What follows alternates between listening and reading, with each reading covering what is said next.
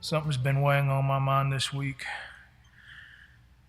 is the fact that when you truly, us that had cherished someone in our lives or loved someone in our lives or several people,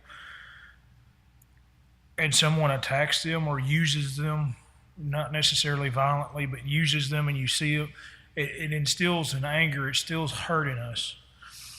And the reason I'm talking about that is it should do the same thing with everyone that calls themselves by the Lord's name. When people use the Lord and just use Him as a lifeline, as something to get out of this life, and they begrudge a little bit by their actions. You can see it, not everyone, but you can see those that do begrudge to carry the cross, their cross. It's the same cross each one of us has to bear. In Mark 10, starting in verse 17, he talks about the rich young ruler.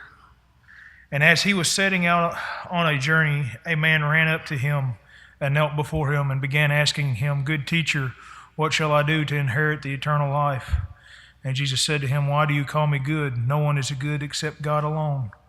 You know the commandments: do not murder, do not commit adultery, do not steal, do not bear false witness, do not defraud or dishonor your father or mother."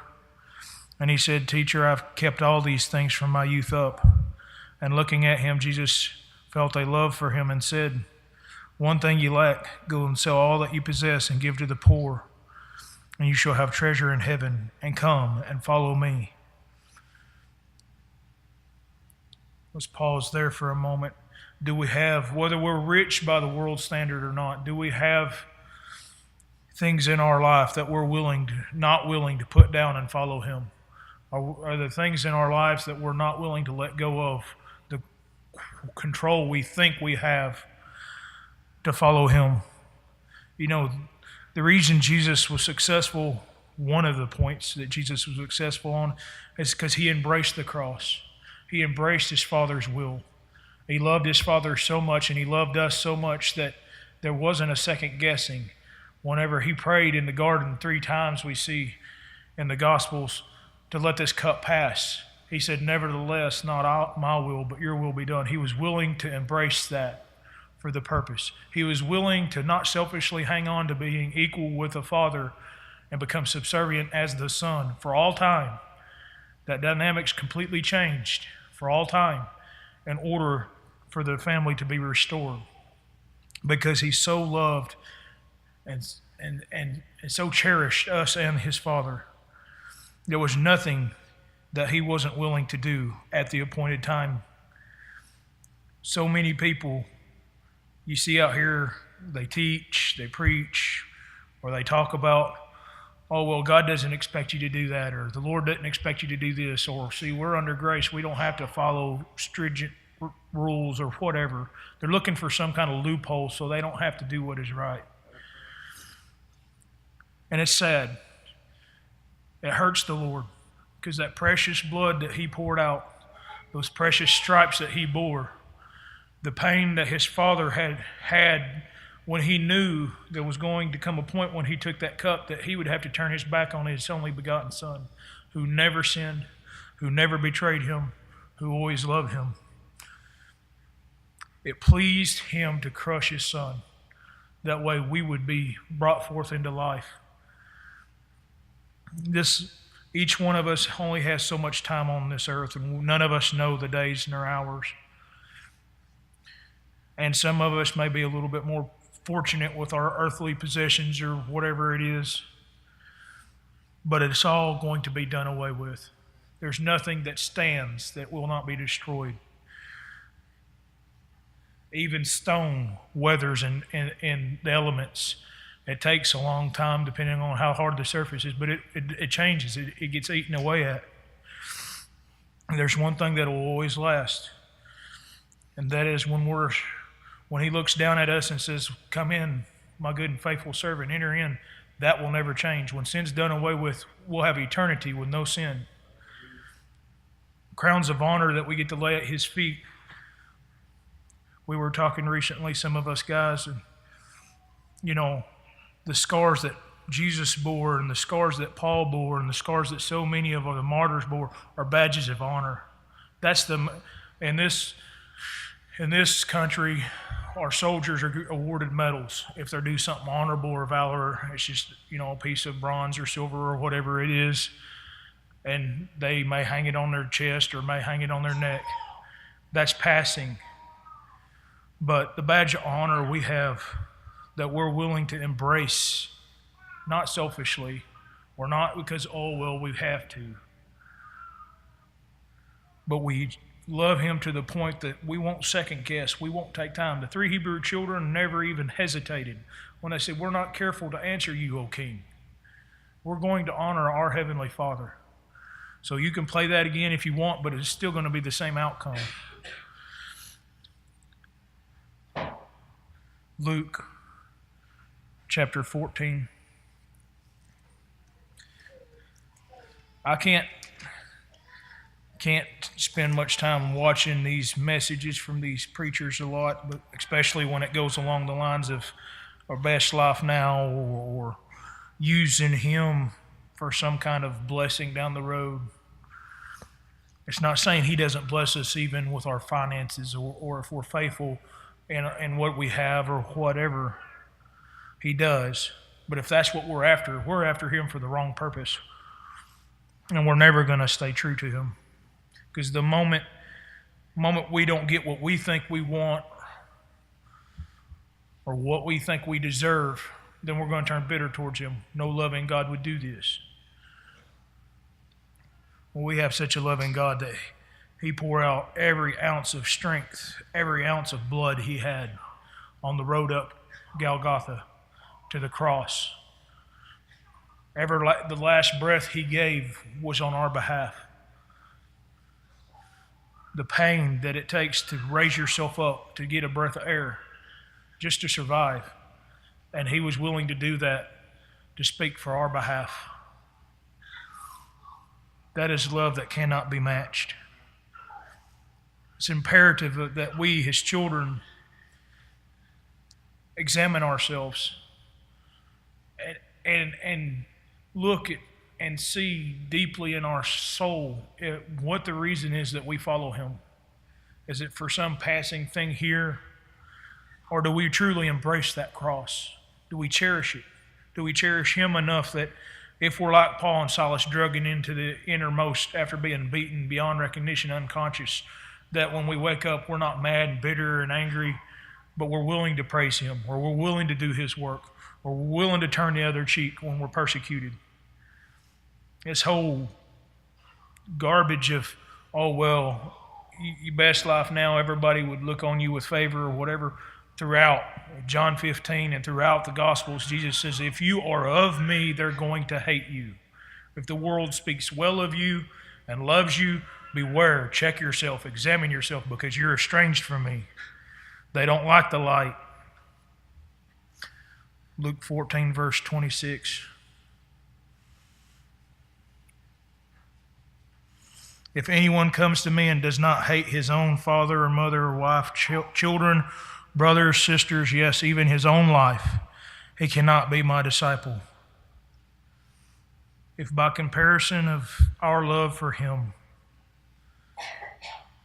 we don't appear to hate everything about our own life and everybody, there shouldn't be a waiver. If someone puts a gun to Shane's head and says, or his family's head, whenever he has a family, and says, we're going to kill them, renounce Christ, it shouldn't hesitate in his mind to say, well, the Lord's going to protect who he's going to protect. I'm not bowing a knee to you. I'm not going to deny the Lord.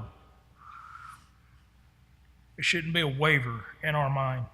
That should be so precious. And if we should face similarities to what Job or David or different ones have felt, we see the testimony. We have it there to build our faith. This is how faithful God was. When they chose to be impressed in the winepress and tested and persecuted, and they came out faithful on the other side, how much blessed they were, how more they intimately knew the Lord. It's worth everything I went through to have an intimate knowledge of the Lord. not just to know that there is a God and, oh, well, he must care or whatever, that doesn't make a difference. That won't ever make a difference if it's just a head knowledge and, oh, well, I know there is a God. But it does make a difference if you intimately know that he's faithful and he'll never betray you. And he has paid an ultimate price to have you in his family, predestined you, formed you in your mother's womb with a calling. Verse 18, but they all began to make excuses. The first one said, I have bought a piece of land and I need to go out and look at it. Please consider me excused. And another one said, I have bought 5 yoke of oxen and I am going to try them out. Please consider me excused. And another one said, I have married a wife. For that reason I cannot come. And the slave came back and reported this to his master. Then the head of the household became angry and said to his slave, go out once into the streets and lanes into the city and bring in here the poor and the crippled and the blind and the lame. And the slaves said to the master, what you commanded has been done, and still there is room. Now notice which ones he chose. The oppressed, the ones that were in shackles, the ones that had nothing to cherish on this earth. That's how the Lord reaches us. He lets us hit rock bottom. He doesn't call us before it's time because it wouldn't be heated. Jesus with the parables, it looks kind of selfish when he says, well, I'm going to speak to them in parables because then they would understand and they would turn. But you got to finish that statement. If they did turn, the ones that he spoke to in parables and didn't give a clear saying to, they wouldn't last. And it would incur stricter judgment. That's love. He's not going to have someone that's a flip-flop that just does it for the time being. He's going to get more faithfulness out of those that are at rock bottom and know I have nowhere else to turn. I'm done with myself. I don't want this existence anymore. That's the ones whenever they're submerged in the water and they walk out publicly to do the baptism as a commitment to the Lord, that they truly are buried and a new creation raised. Because if you're hanging on to anything, you can't fully do that.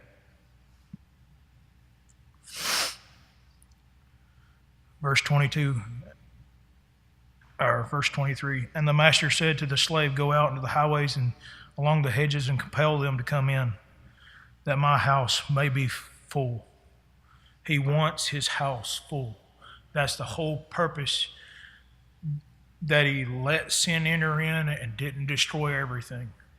And he allowed Noah to find favor, and he kept on enduring the pain and still endures the pain. His house is to be made full. For I tell you, none of those men who were invited shall taste of my dinner. Now great multitudes were going along with him, and he turned and said to them, if anyone comes to me and does not hate, it goes into that again, his own father, mother, wife, children, brother, sisters, even more than his own life, he cannot be my disciple. Whoever does not carry his own cross and come after me cannot be my disciple. For which one of you, when he wants to build a tower, does not first sit down and calculate the cost to see if he has enough to complete it? We were commanded to count the cost. And these teachers are holding accountability on their own heads when they don't tell people, when people come to give their life in submission to the Lord in baptism, and they don't come out with, there is a count. You have to count the cost. There is a cost. People are not going to like you. You're not going to be favored. And they don't tell them this. They say, oh, well, you'll have blessings and you'll have a bunch of lies from Satan. You're going to take green recruits that haven't completed boot camp and stick them in to what SEALs have a problem fighting. That's just wrong. Their blood is on your hands. To whoever would not stand there, even if it's us and we're walking by and we hear something like that going on, to not say, hey, you're wrong there. You're leading them down a path of destruction unprepared, and that's not cool. For which one of you, let's see, verse 29, otherwise when he has laid the foundation and is not able to finish, all who observe it begin to ridicule him, saying, this man began to build and was not able to finish. Or what king, when he sets out to meet another king in battle, will not first sit down and take counsel whether he is strong enough with the 10,000 men to encounter the one coming with him with 20,000? Or else, while the other is still far away, he sends a delegation and asks for terms of peace. So therefore, no one of you can be my disciple who does not give up all his own possessions. Therefore, salt is good, but if it has lost its flavor, it is tasteless and it's worthless. If we truly submit to the Lord, then if he says, John, you do this, and I know it's the Lord, and we test the spirits because there's enemy spirits. We don't want to step out in front of the Lord or out of his grace. It shouldn't be a second thought. I should be like Abraham and immediately leave the best city at that time probably that's ever lived and go out into the wilderness. Even to whenever Lot had to choose, was going to separate, he's like, which way do you want? You want the way that's easier or do you want the way that's harder? And he said the easier one, and he took the harder one. Didn't hesitate. That's how faithful our forefathers in the faith are. Mark, closing, chapter 8.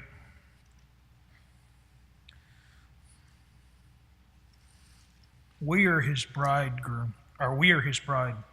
He is our bridegroom.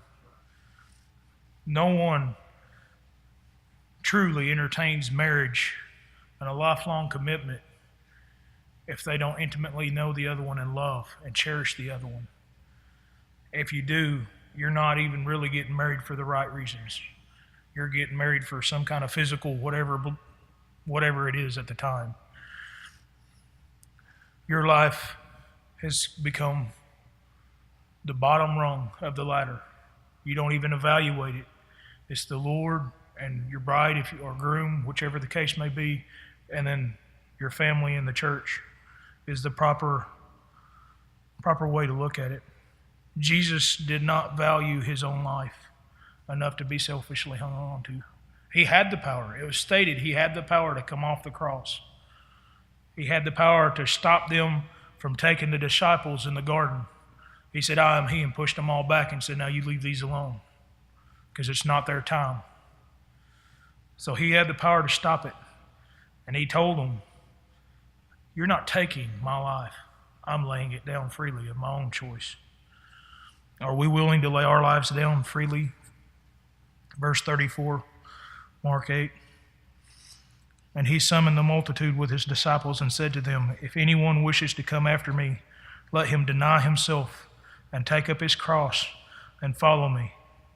For whoever wishes to save his life shall lose it. But whoever loses his life for my sake and the gospel's shall save it. For what does it profit a man to gain the whole world and forfeit his soul? You're going to suffer on this earth, period. Now you can suffer with no future in store except for punishment and destruction, ultimate destruction. Or you can suffer loving the Father, following after him, and you can bless him in the end. We can be in his presence with no sin the rest of eternity.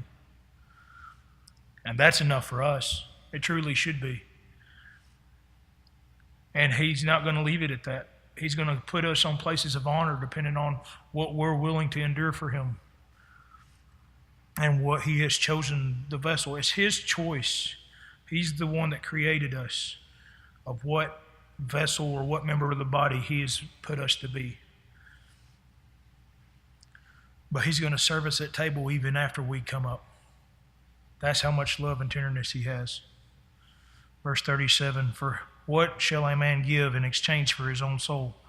For whoever is ashamed of me and my words in this adulterous and sinful generation, the Son of Man will also be ashamed of him when he comes in the glory of his Father and with the holy angels. Are we ashamed of him? Are we not going to stand up for the truth? The reason Jesus drove them out of the temple wasn't because they physically angered him. It was because they were abusing his father's house. They were abusing his father's people, and he had enough of it. He wasn't going to stand and not righteously put an end to it and stand up for it. That's the reason he acted that way. We should never let it go unchecked when we hear and we have the opportunity to say, hey, you're leading them astray and you need to stop. This is the truth. Maybe they won't ever receive it, but those around that hear, it'll weigh on them. And they might be restored to the Father. Praise God.